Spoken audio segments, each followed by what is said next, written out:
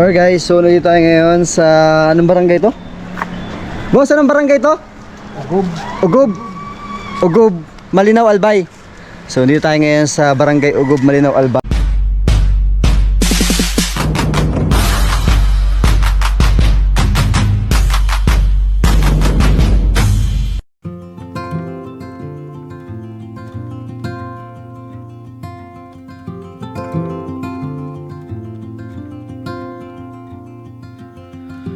Close to violet on a Sunday, nearly made it into bloom.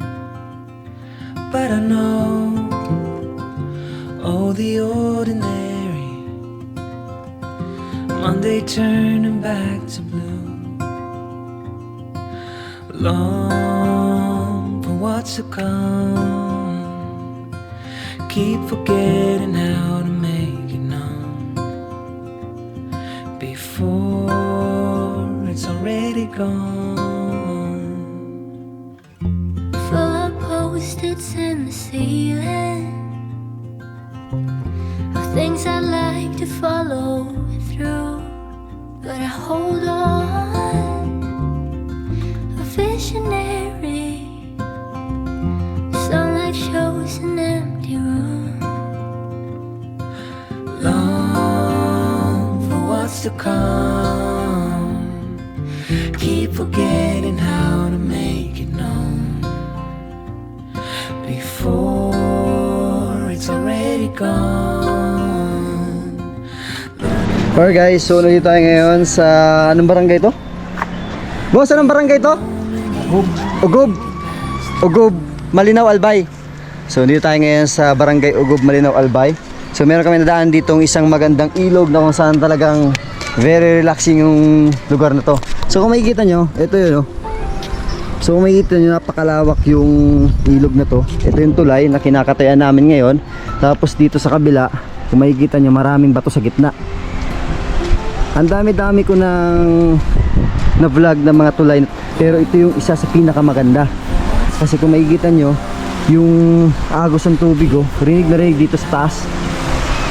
Tapos kung may bahay kayo dito sa tabi, pag may hangover kayo, pwede kayo ditong maligo. Bababa lang kayo dun sa hagdan. Kaso hindi ko na alam kung malakas ba ang bagyo dito, tumataas ang tubig dito, kung gaano kataas ang level ng tubig. Kasi kung makikita nyo, meron doon mga iba't ibang kulay. May berde, may yellow, may orange, may red. Siguro pag red, yun yung pinakamataas na level ng tubig na siguro kailangan nang mag-evacuate yung mga taga rito. Grabe, oh. Makikita nyo yung ikot ng tubig na yan. Medyo delikado yan. For sure, di pwede dito maligo ang bata, kasi pag naligo dito ang bata, posibleng madala ng agos ng tubig. So dito lang tayo sa kabila. Ayan, sayang yung mga bata nung nagpapalipad tayo ng drone dito sa kabila. So dito tahimik yung tubig. Ayan, oh. Medyo malalim at medyo mataas yung tulay na to. Kung nandito kayo mismo sa kinakatayuan ko, malawak hanggang doon sa may dulo. Doon yata yung Mount Mayon. Tapos doon yung pinuntahan kong Palila Falls. So medyo malayo simula dito sa tulay na to. Pero ito yung isa sa